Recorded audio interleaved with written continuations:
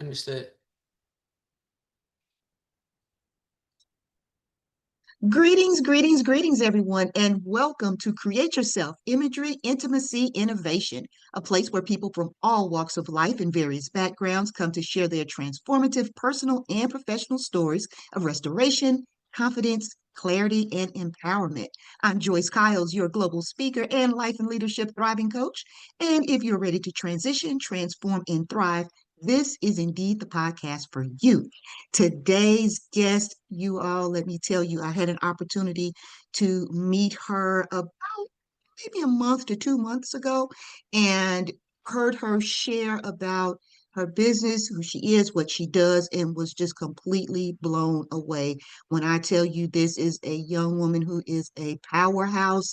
Indeed, I was so impressed with all that she shared. She is truly wise beyond her years. And so I was just really intrigued about her business and just how she got started and wanted her to be a guest on the show, which she agreed. So I am super excited about that. So before we get into our full interview, I want to just give you a little bit, just a small snippet about who she is and what she does. So, wealth scientist Asia Kuykendall is a person who started her career in 2011 after earning degrees in finance and accounting. She has set the bar so high. So, a financial setback in 2017 led her to realize that technical financial literacy alone wasn't enough to change her money habits and beliefs. This experience inspired her to explore what the wealthy 1% knew that the rest did not, leading to the development of the quantum wealth theory. Using neuroscience, behavioral psychology, and quantum physics, we can better understand what drives our money choices and use this knowledge to create empowering and productive money beliefs and behaviors. Asia now focuses on teaching others how to achieve financial success, not just for money's sake, but for the peace, freedom, joy, and love it can bring. So I present to others and introduce to others none other than Asia Kuykendall, wealth scientist. Asia, thank you for joining the show today. Thank you, Miss Joyce. That was amazing. Oh I my. feel like you put together a few different versions of it, but I've never heard it that's, clearly outlined before. Oh, bless you. Thank you. Yeah. Yeah, well, I am truly excited to have you on today.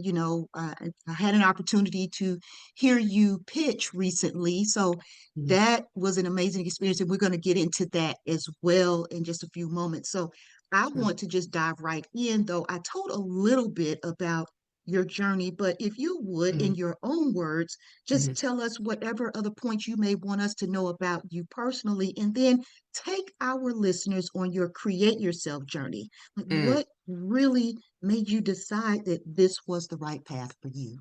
Yes. Okay, so that's the perfect setup. Okay. So you outlined, me having that education in accounting and finance, getting into the corporate workforce starting in 2011. And so you mentioned that financial setback in 2017. So that's where I'm going to jump right in because that's where this quantum wealth theory was conceived. Okay. So taking you back to that moment in 2017, I had ruptured my Achilles tendon playing basketball. Okay. I Mm, never had any serious injuries, played ball my whole life. And so me rupturing my Achilles tendon, not only was I facing one of my personal greatest fears of a major injury requiring surgery, but also financially, that surgery costed me $5,000 out of pocket. Okay. And mhm. so at that point, not only did I have $0 in savings, even though I had the good job for, 7 years at that point, even though I had just bought my house the year before. I took a $7,000 line of credit out when I bought the house in order to get the walls and the floors done because they needed to be done. And Yes. so I planned to pay down that line of credit, well within a year. So when you fast forward to the Achilles, now you got $5,000 on top of $7,000. I'm looking at $12,000 of unproductive debt, that was frankly unnecessary as far as I was concerned, knowing what my financials were, knew about finance. And so it was that moment after surgery in 2017 where I laid in my aunt's guest room, elevating my ankle, and I asked exactly that question you mentioned. What are the wealthy 1%? What do they know? What are they doing that everybody else is missing? Because it wasn't that financial literacy. Okay. Hmm. Hmm.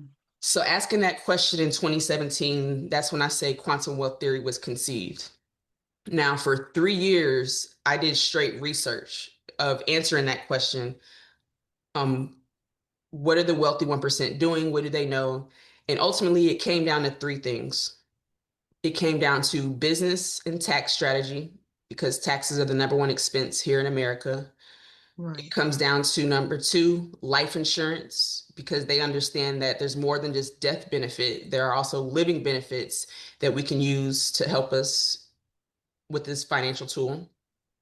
And then the third thing that when I researched, reading, listening, watching all the information, everybody would come to this common understanding that you have to have a wealth mentality. That was the third thing. You need to have a wealthy mindset. You got to think like the rich in order to be rich. And so I read that, as if it was common knowledge, but what I didn't see was how do you actually build a wealth mentality? What's going on? And in that case, it was what's going on in my brain that's preventing me from taking action on my financial goals that I know I have and I know I want to achieve. And so that's where the quantum wealth theory comes in. I focused on that third point about the wealth mentality, and because of how I like to learn things and how I need to understand things, I had to go back to that first principles way of looking, okay, neuroscience. Okay, our brain wants to seek pleasure and safety and avoid pain and the unknown. As tribal creatures, we want to fit in with our social groups. And so when we feel like we're not fitting in, whether it's the newest shoes or the latest car, we feel threatened in a way that our brain doesn't realize is not actually life threatening. It's just Right. socially Right. threatening. Hmm. And so doing all Absolutely. that research is ultimately what led to me putting together this curriculum. I focus on audiences with high school and college students. And so since 2021, I've been sharing this information, hosting workshops, and going around and sharing with everybody that will listen, because I know how much it helped me with my feelings and belief and relationship around money. And so there's nothing more I would want to do than to set up this next generation so they can have that foundation as they move into this new world. Wow. So I want to say, as I mentioned at the very beginning, that you are truly wise beyond your years because as you're talking and sharing about this, like I know at your age, I was, and I mean your age now, where Hmm. I was really just starting to think about these things in a real way. Hmm. What it means to have a wealthy mindset, life insurance, and just, over the last few years, really understanding that life insurance is more than just death. I did not know that as an adult.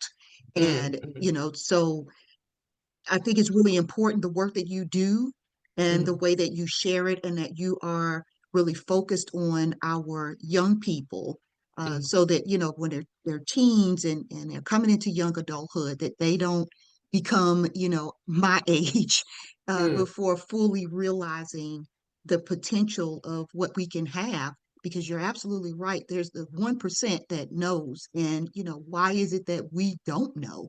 Hmm. This information. So I'm glad that you're doing the research, and continue to do that. So this is a good segue then for me to get into a deeper dive then about the services that you offer, and just your method and what you would want our listeners to know so that they can connect with you to get even more information. Yes. Okay. So I want to kind of double click on something you said. Sharing the services, because I work with the high school and college students. I feel like it would help you to understand why I chose that audience in the first place, right? Yes, yes. Okay, so I told you the fast forward story of conceiving the idea in 2017, birthing it in 2021. But to realize on how I even got into the finance field in the first place, I would have to take you back to me growing up as a young child, okay? Sounds So good. Let's go for it. so my mom, as a single mom, she had two kids, and growing up, I consistently heard, there's not enough, we don't have enough, there will never be enough. And so during that time where I did that research for 3 years, not only am I researching external materials, but I'm also researching myself and reflecting on the beliefs that, make up my current money relationship. And through that reflection process, I was able to highlight a couple instances as a child that led me to be this hyper focused on money in the first place. Because when you talk about, age and time, when you said that, that's what made me think of this. Because the first money trauma incident that I was able to trace back, I was 9 years old. I had just got a bunch of birthday money in the mail from my grandma, from my dad, some other family members. And I went to go check the mail. And I remember coming back home so excited because I had about like $200, back in the 90s as a 9 year old. That's a whole lot of money. Okay. That's a lot of money now. You know what I'm saying? Like I was balling out of control at this point. And so I was excited. I come back home, I show my mom, I'm like, hey, mom, look, I got all this birthday money. And, she politely told me, I'm going to need to borrow that because there's a light bill that's past due and we can't let the lights go out. Mm, And so, I traced that moment back because while as a kid I understood, I don't think I threw any, fits at the time because I was logical enough to understand what that meant. But at the same time, I realize now that led me to start to hoard money as a child. One of the tendencies of the poverty mentality is you start to hoard money and you never want to spend it. You hold on tight because you're fearful of what might happen to it.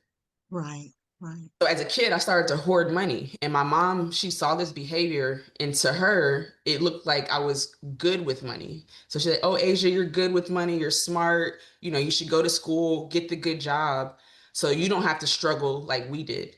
And so that's how I got into finance and accounting in the first place, was pretty much my fear of struggling and continuing that generational cycle that led my mom to feel like her finances were out of her control.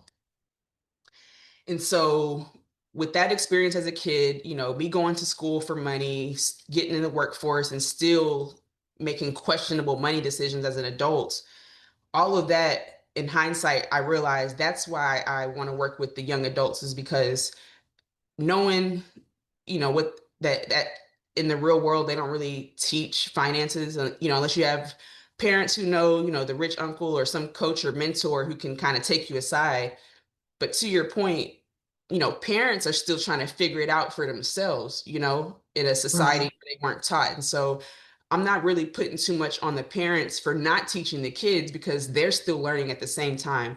And so that's why I decided to go in and work directly with the age group, right about the time where they're interested in money, they want to make some for themselves, it's before they've gotten into the corporate field.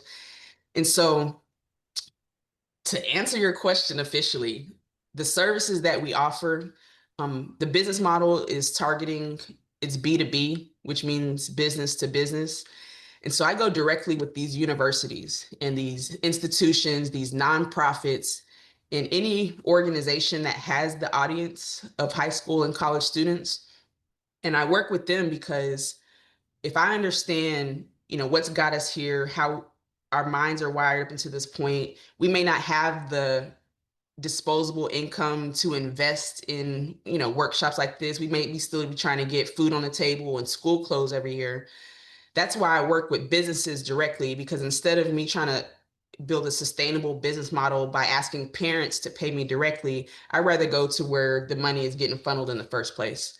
And so essentially, I work with different schools and organizations, and I either go in and host in person live workshops, or I do it virtually online right now. So those are my main two services that I'm facilitating. Asia, I'm really glad that you brought back around the point of how you came into this because it really speaks to the question about what made you decide that this was the right path for you.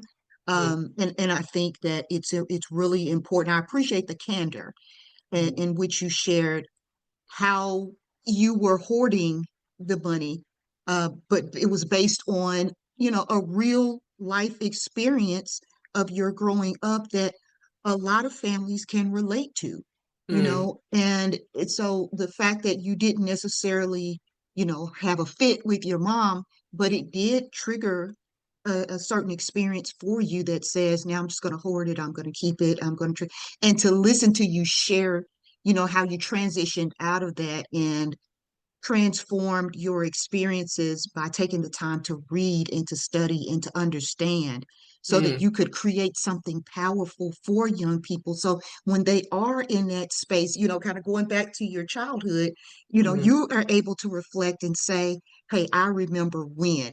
And the other mm, piece that I love that you do is that you are focused on B2B because there are so many families and especially right now in the climate that we're in, people are really struggling to make ends meet. People are losing jobs.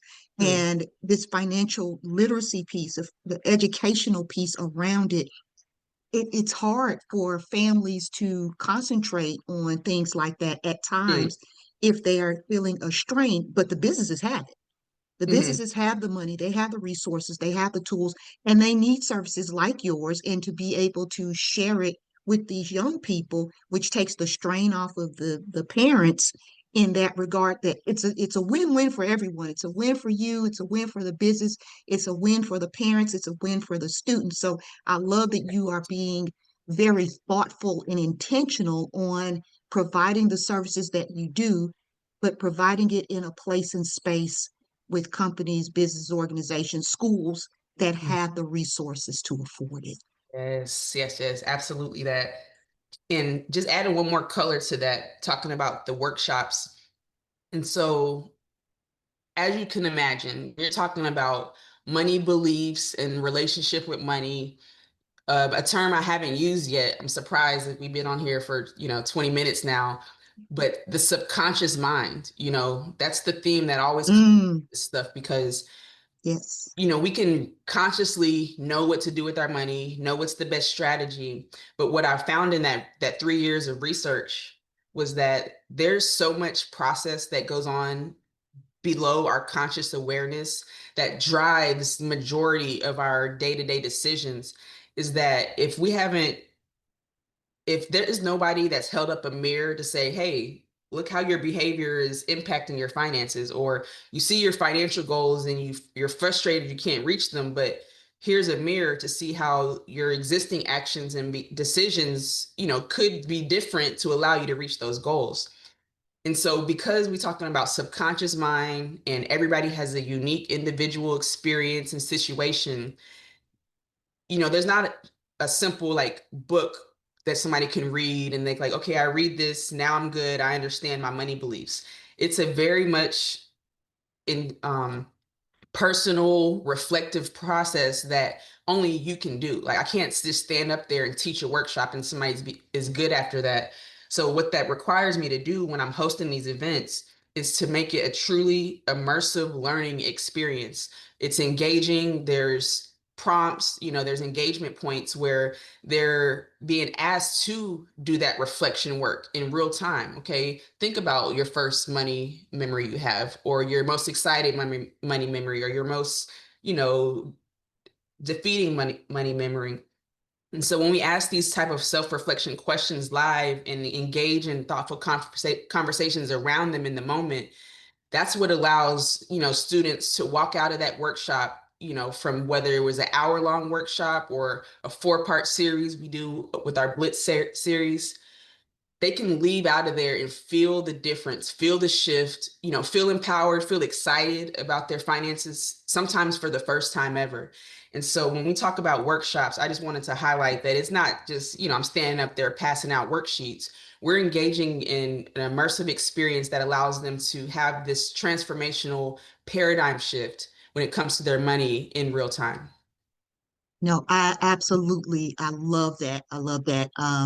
because people don't necessarily just want to sit and hear a lecture. They want to have some hands-on. They need the tangible resources. They need the tools. They need to walk away feeling lighter. They need to Yes. walk away with some tangible solutions, some actionable strategies. And the fact that you're offering it in that way, I think that's wonderful, because we tend to, just as a society, we are intimidated by money at times. We're concerned about it.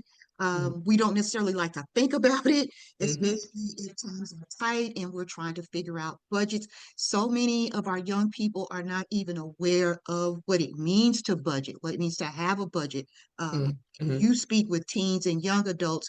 I talk about financial wellness, financial wholeness, and financial abuse as Mm, part mm, of my curriculum. And mm, so just listening to you share what you're sharing about it, and from the perspective of young people, just know it's the same for the parents, it's the same for the adults, as we've talked about the fact that a lot of parents are just not aware, so they don't know what they don't know, and they don't know how to teach it. They don't know how to um, drill that information down to their children, because they don't have that equipment. So I mhm, love that you are providing those actionable tools and resources and giving them a different perspective. One thing that you mentioned that I think is important to highlight also is that when we talk about money, sometimes it's often in a negative space, especially when we're talking mhm, about a mind shift. But mhm, one thing that you mentioned was about a time where there was a joy around the money, mm, when we got it, even when you were talking about it in your experience prior mm. to giving it to your mom. It was the idea of getting it and how Yes. it made you feel. And so tapping into that, who doesn't want to feel good Yeah. about all things, but certainly about our money?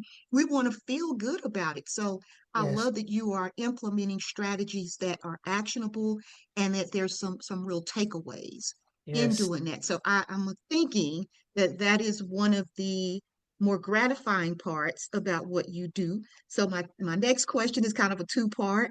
Can you Mhm. share a little bit about things that you found gratifying, and then some things that maybe you found a little more disheartening that you would like to see shift?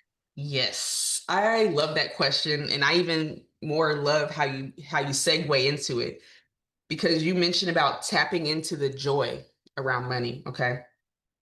So a part of this quantum wealth theory, as it suggests, we're testing out this idea of money in the terms that we speak of it, in society, when they talk about money, the green paper, the fiat currency, digits in our bank account. When people talk about their money goals or their financial goals, this theory is they don't really want money for the sake of having the money. They want money for the feelings or the experiences they can exchange it for.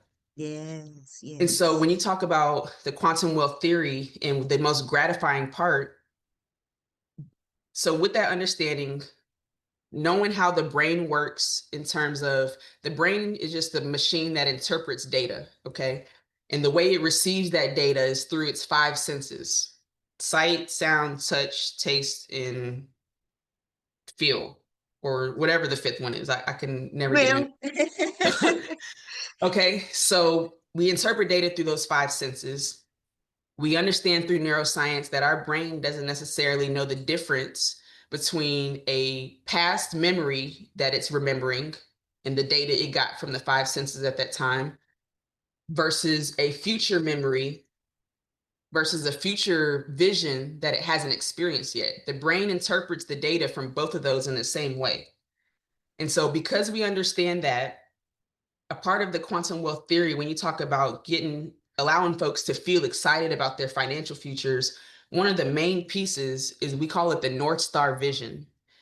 And so I could tell you more about my experience and how I realized this in my own life. But when you have a vision of your life that you're excited about because this is what you desire from your hearts of heart, it's not what somebody told you is going to give you financial success. It's not this American dream that they say is going to make you feel what you're looking to feel.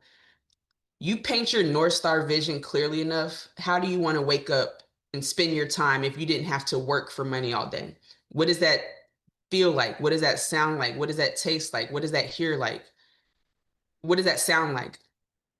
And when you paint your North Star vision, which is 5 years into the future, your ideal lifestyle, with those vivid details, not only are you excited about achieving that, because now you have a vision of something you're working towards, because especially with the young adults, you tell them to save for some unknown future event or to stock away for retirement because in 30 to 60, 50 years, they're going to need it. That doesn't motivate them to change their behavior. Why would I, Not at you all. know, forego my happiness now for some future event that may or may not happen? And so, what the North Star vision does, it brings in a reason for them to be excited, to be disciplined, to follow through with their plan and their path. And so, for me, one of the most gratifying parts of facilitating these workshops is hearing the students and seeing them go through the process of really just deciding what they want out of life. Especially at that age, we asking the kids, okay, what do you want to be when you grow up? They're probably at that point thinking practically, the adults in their life told them, how to strategize, how to think about what good job makes sense, but I just want to make sure that when we're having the conversations, we're not just talking about work for the sake of making green paper, but it's like, what kind of life do you want to live? Because oftentimes you realize you don't even need actual money to get it. Sometimes you could find the right connection, be in the right organization or the right space to get what you want, but you didn't always need money to pay for it. I love that. Um, and it really speaks to one of the reasons that I created this podcast in the first place, Mm, because the podcast is called Create Yourself Imagery, Intimacy, and Innovation. And yes, I always sign out by sharing with everyone to please go forward and create the life you desire and deserve at any age. And, yes, it's so important that we think about what is it that we want to have, what it is that we want to do, and who do we want to be, who do we want to become for yes, us, not yes, what, mom, grandma, dad, papa, you yeah, know, other people, significant partners. Like, who do you want to be? How do you see yourself? How do you want to wake up every morning and yeah. knowing that you are living, as you young people say, living your best life, Hmm. and what does Hmm. that look like as it relates to money? Because you're absolutely right, the money, what we want from it is the joy and the freedom that it gives us, the opportunities to do, be, and have the things that we want, need, and desire. And so, Hmm. Hmm. creating that positive relationship around money, especially in places and spaces where money may have been a challenge, Yeah. and so we automatically have this negative connotation when it comes to money. Mm. But what do we do and how do we shape it in a way that has us waking up being excited about it? Because you're absolutely right. Young people don't want to think about, 5 years. I got to save this. I want my money now. I want to do what Right. I want to do now, and tomorrow will take care of itself. Hmm. And then tomorrow gets here, and it's like, what the what? Yeah.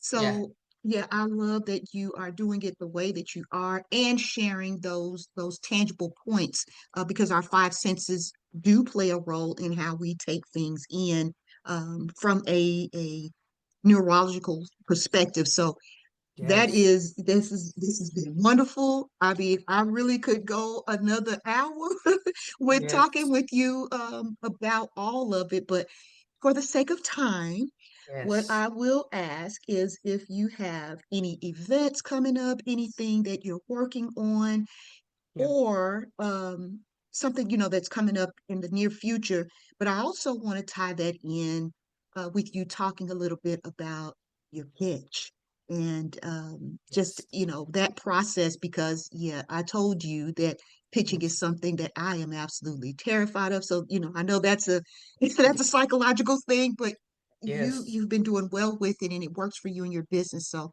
Yes. tell us about that. Absolutely. So yeah, as far as projects coming up, right now I'm finalizing the third edition of the curriculum and workbook. And so Oh, since wow. 2021, I put out the first edition, got a second one out. And so this third edition, I mean, it just keeps getting better naturally. The more I learn and the more I learn from other people's experiences, because that just continues to inform it. And so on the website, acefm.us, Ace Financial Matters, acefm.us. You can pre-order the third edition. We'll be shipping them out by the end of July. So as far as the pitch though, for me, I remember when I first started pitching, I think it was 2021, my first business cohort. I was just like terrified, like the elevator pitch. And mainly, I realized my issue was I feel like I wasn't communicating what I was doing clearly enough. I was Mhm. either using too much jargon or not really being able to communicate the experience and the value of what we were doing. And so, specifically with the Watson Institute, that was the pitch that you saw last Thursday. They partnered with Truist Foundation to come up with this business accelerator. And so since February, we've been working on this pitch. And I will say that this Watson and Truist partnership definitely was one of the more informative cohorts or business accelerators I've been a part of, because they did a really good job of providing the framework for a solid pitch deck, and then just the script and how you communicate the value in that way. And so I would love to share the frameworks with you, if that's something you're working toward. But for me, I'll say the confidence really started to build up once I felt like I was clearly communicating the benefits, the value, and what I was offering. And so, maybe if I would have took more time at the beginning to kind of just like really sit with myself and reflect, and especially when you talk about subconscious beliefs and transforming money relationships, like it's already a very like, squishy topic. You know what I'm saying? How like we're talking about Right. savings goals and oh, we did X amount in this year. It's very qualitative transformation. And so, having taken that time just to be able to communicate that process and the value, I'll say is what allowed me to, every time I get up there is be a little more confident each time.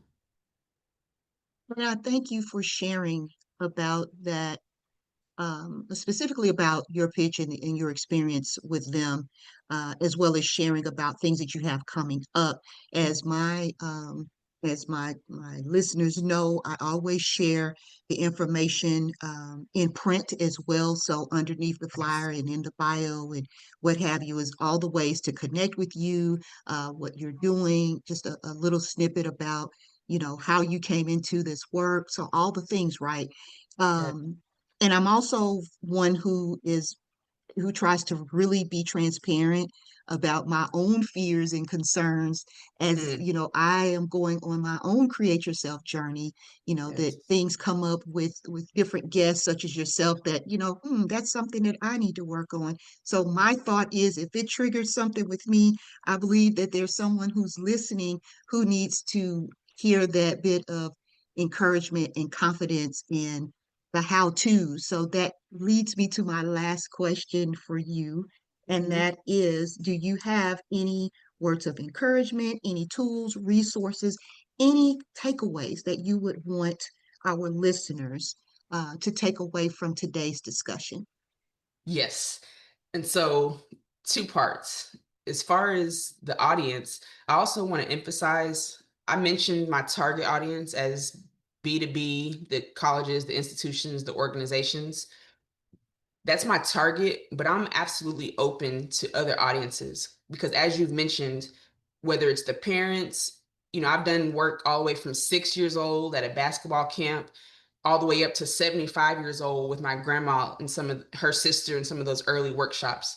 And so, Wow. if you're listening and you have an audience of folks who you think would benefit and appreciate this information, still feel free to reach out to me, even if it's not students, because like I said, I'm open. It's just a matter of who I'm targeting versus, what naturally comes about. And then as far as takeaway, bottom line, what I want to share for people that can use immediately after listening and be able to help them going forward. So this is a quote from my good friends over at DNA Behavior. They're a finance behavioral insights company. Mr. Hugh Massey, he wrote the white paper on money energy. And I love to share this quote because he says it so well. He says, Money has a omnipresence in our lives in the sense that yes, we might be talking about money as this separate thing, but money also influences what we eat from day to day, where the kids go to school, where we live, the job we take, where we vacation, if we vacation. And so realizing that money has this omnipresence throughout every aspect of our life, and then coupled with that, realizing all this these subconscious factors that drive these day-to-day decisions, the biggest takeaway and reminder is just to be mindful and give ourselves grace as we're starting to notice how we think and feel and speak about certain things, like I can't afford it versus that's not a priority right now.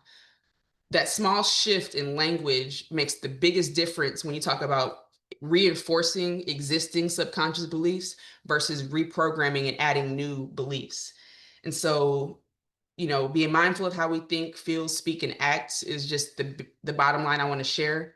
And then, as far as resources go, I'll make sure to give you a link. But I have a private community platform, and there's a section in there called the Book and Media Lounge, where I have a whole list of some great books, YouTube interviews, articles, even that white paper is in there, and just some great things that I feel like were pivotal in my research in informing this quantum wealth theory. And if you're into this conversation at this point, then I think you'll find some value in that book and media lounge.